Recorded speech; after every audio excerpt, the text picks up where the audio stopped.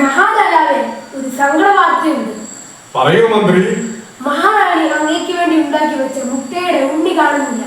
നോം എന്താണ് ഈ കേൾക്കുന്നത്? കൊട്ടാരത്തിനകത്തും കള്ളന്മാരും.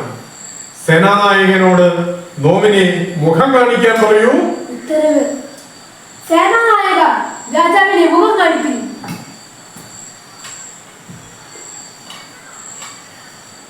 സേനാനായക, 50 കുതിരപ്പടയാളികളെ കൊട്ടാരത്തിന് മുൻവശത്ത് കാവൽ നിർത്തുക.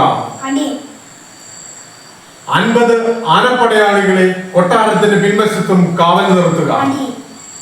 1000 കലാൾപ്പടയാളികളെ കൊട്ടാരത്തിനകത്ത് 24 മണിക്കൂറും കാവൽ നിർത്തുക. മഹാറാണി നമുക്ക് കഴിക്കുവാനായി പുഴുങ്ങി വെച്ച മുട്ടയുടെ ഉണ്ണി ആരാണ് മോഷ്ടിച്ചത് എന്ന് നോമിനെ അറിയിക്കുക.